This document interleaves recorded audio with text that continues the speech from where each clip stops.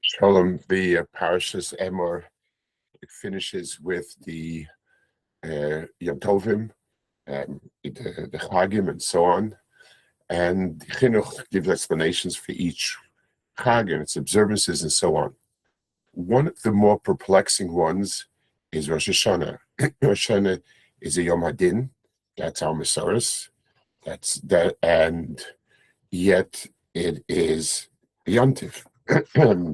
The Shabbos Zichron Truam Yikar Kodesh. It's part of the Moadim.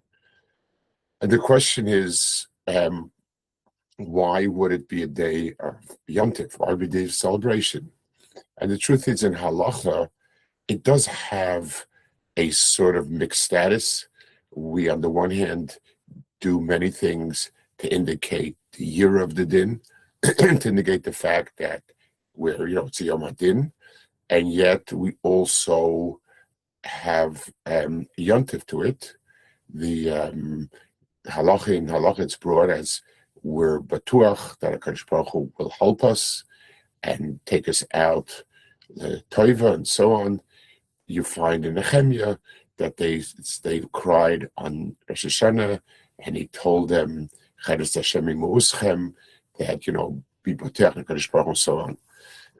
So in halacha, the general sense of that simcha in Rosh Hashanah is something that comes from the fact that there'll be tachin and HaKadosh Baruch Hu, there'll be moitzi the la'ordinenu the teva and so on.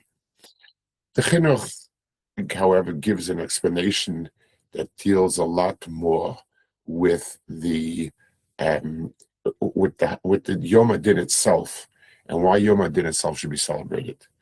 The Chinuch says the alternative is that we would only,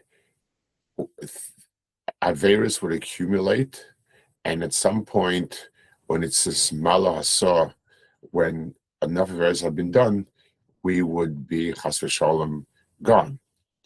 I guess we can compare it to a following type of scenario. A person goes for regular visits to the doctor, and once a doctor finds something and does some procedure, removes it or fixes it or whatever it is, and so on. Now, someone who's not wise would say, "Oh, if I wouldn't have gone to the doctor, I wouldn't have to go through the procedure, and I wouldn't have to go through pain and whatever else." Anybody with a little bit seichel says, Baruch Hashem, the fact that it was caught early and when it's manageable is the reason why I'm surviving. The same is true about the Yom HaDin. The nations of the world, the Rashi uses the concept of Nismal Asor. They've lived in this country. They will stay there until they don't deserve to stay there anymore, and at that point they're gone. We, Klal Yisrael, are constantly reprimanded, constantly reminded of what we're doing wrong, and that way we can fix it and be able to survive. It is the same reason why the Churban came early, so that it wouldn't be a hopeless situation. It would be a situation where through gullus and suffering, we would have a tikkun and we'd be able to come back again at some point later. The reason behind it is in the midas hadin of the umas ha'olam is a reality. You stay in a place so long as you deserve to stay. If you don't deserve to stay, then you don't. There is no hashgacha to do what it takes to make them to give them the land or whatever it is. Whereas Klal Yisrael, HaKadosh Baruch Hu wants us to stay. However, we cannot stay if we don't deserve. So there's a process that keeps on correcting us. You might give sort of an analogy. Imagine someone taking tests to a school and fails, then he can't get in. If it's a stranger, an outsider, well, and the person's the student, the potential student is fooling around, they're not studying, they're not doing what it takes, it's their problem. If they pass the test, they'll get in. If they fail, they failed. But Kalal Yisrael, but your own son, you sit him down a week into the process and tell him, listen, you're not studying. If you don't study, you won't do well. And you push and push and push. You give like a preliminary test and see if they're doing well or not. And, you keep on reprimanding them and so on. That's the chinuch's explanation. Possibly, the chinuch doesn't quite say it, but I think in that, there's in this sense, there's another point about why it's a yantiv. If a person is, imagine someone has a child who is not capable, very incompetent, very incapable, has challenges, and you give them some sort of irrelevant job in your company, and the child gets a salary and is able to live. Now, you never review that. You never actually check, test, or judge the person's performance. The performance is irrelevant. You wouldn't have hired them in the first place, and you just need to keep them going. It's nice that the person has income, but it means that basically his work is irrelevant, and really there's very little to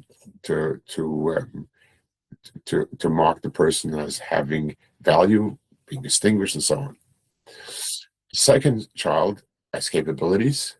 He's hired in the firm to do whatever it is, and his performance is reviewed periodically to see if he's living up to expectations, what could be improved, or is he failing, and so on. Now, for somebody very superficial, some outsider will say, wow, the first one has it better than the second one. The first one is never reviewed, never reprimanded, sits home basically and just picks up the check.